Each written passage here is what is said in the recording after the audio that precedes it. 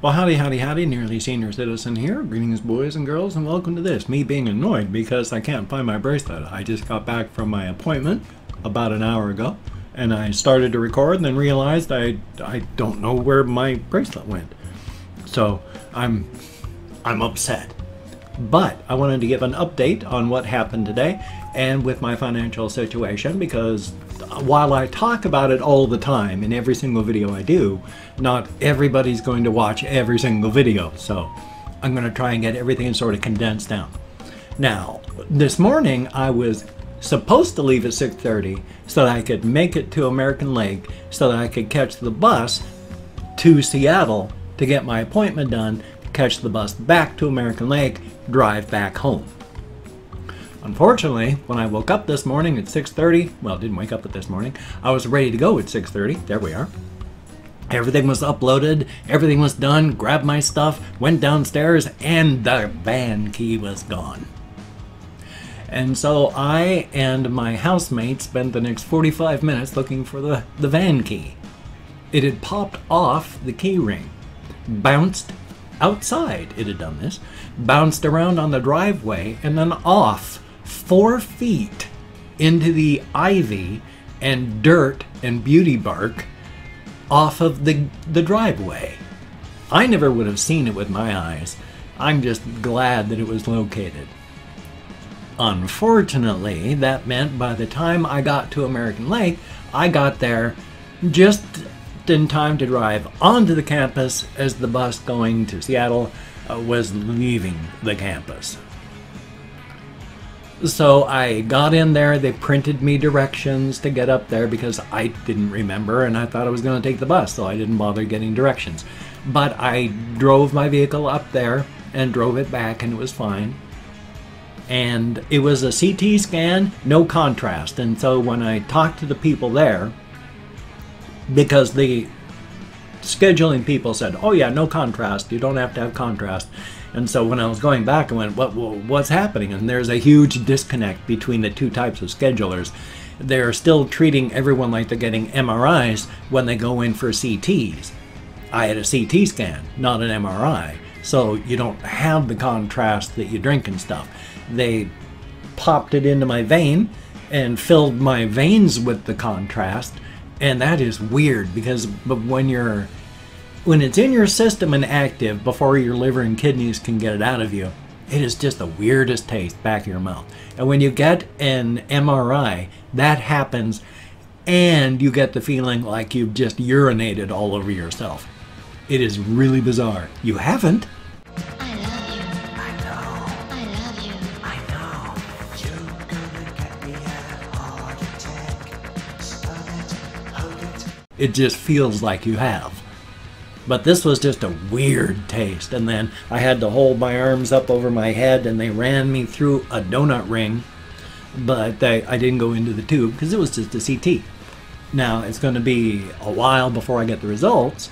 But because I showed up early, I actually made it in early. Not a ton, a half hour. But I was able to leave at 15 minutes to 1. Whereas my appointment had been 1 o'clock. So that worked out well. Now, like I stated, it's going to be a while before I find out the results. You know, before I can find out if that thing going on in my lung is something to worry about, or if it's cleared up, or if it's just benign, or if I'm doomed. If this pain in my abdomen is minor or something to worry about. And of course, they're continuing with checking out stuff in the nether regions to make sure all the reproductive organs are working well. Because, oh joy. Now, I made it back a little after 2-ish, like 2:15, so I've been relaxing for about an hour, watching some videos, and now it was time to do this.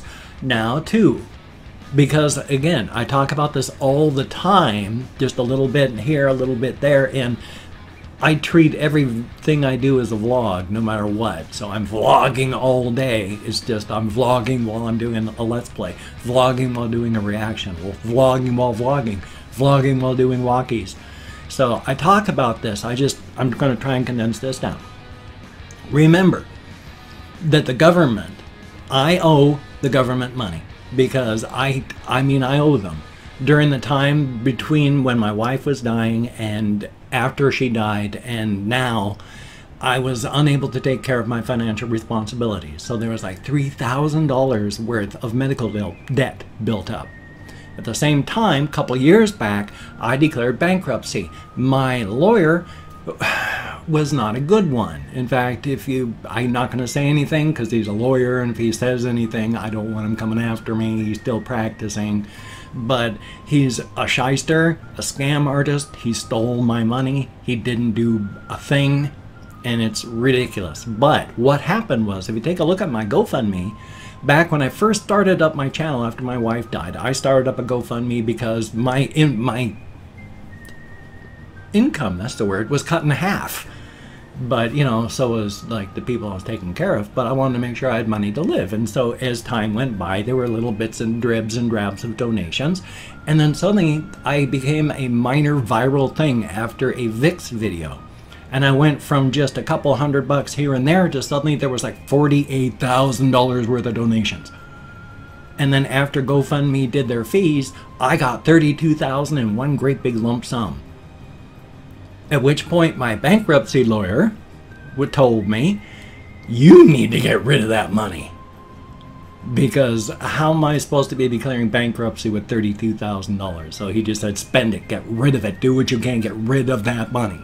Unfortunately, I have only been waking up this past year, and this was like 3 years back, and so I was letting everybody else work for me and make my decisions for me. 20,000 of that 30,000 went to other people. I got 10,000 in use out of it, and even at that it was a fight and struggle because I was shamed for spending any money on me. And out of that 10,000 I spent, half of that was first, last, security deposit, moving, such like that. So very little of it was used by me, and a lot of it, the major bulk of it, was used by others. Do I feel ashamed of that? Yes. Was there anything I could do about it?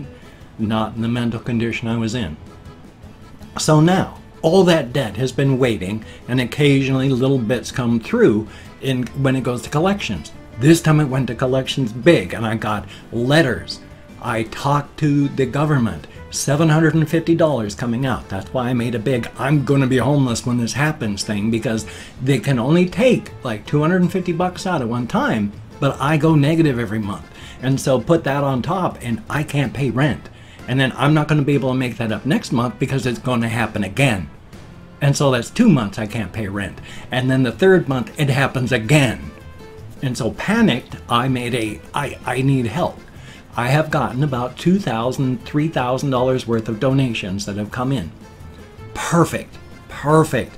That's all I've needed. I didn't want people to send me $30,000. I didn't want people to send me a house, buy me a house, or put me up on a hotel. I just needed some breathing room so I could take care of all of my obligations and not go homeless. I'm set for that. Now, remember, I said I've gotten letters saying that this money was going to come out of my Social Security disability. I've been on the phone where they said it's coming out at this time. It was supposed to start happening in November. It didn't happen in November. So they said it didn't happen in November, it's happening in December. December came up. This one, I expected a full $250 hit. I got a light bump. I have no idea why. It was only about $50 they took out. $50 out of the $750. So I have no idea when the rest is coming out, or how big of chunks it's coming out, or if they're going to stretch it out longer. So we're at the stage, I've got the donations. No matter what happens, I'm set and covered that way. So it's going to be tight. It's going to continue being tight, but that's okay. I've lived with tight most of my life. So that's all right. So I'm set and covered as best I know, except I don't know what's going on with them. So I've got to contact them, find out exactly why they're not doing what they've been threatening me and telling me they're going to do for months And they still haven't done it. So I don't know. I'm going to have to call them up and find out. So I'm set, to the best of my knowledge, for at least the bare minimum. I still have donations coming in, and thank you very, very much. It is appreciated. Very, very much. Because with the uncertainty, I don't know what's going to happen. But the major bulk of it is, this is the situation, and this is what we're looking at, where I am set, to the best of my knowledge. It'll be tight, but I'm okay. Now, January, hopefully, they're going to start treating me right and take this out so I can really know what's going to happen. I got the sword of Damocles over my head. They keep saying, okay, we're going to cut the wire this time. No, we're not going to. Okay, the sword's coming down on your head. No, it's not going to. Oh, the stress is so much fun from that. So, that's where we are with my medical situation. That's where we are with the financial situation. And I just wanted to let everybody know. So thank you very, very much. You all take care. Have a great day today. I will see you on the flip side, my friend. I've got to find my bracelet. I have no ideas what I did with it. I was in such a rush this morning. It was ridiculous. But still, take care. And I will see you on the flip side.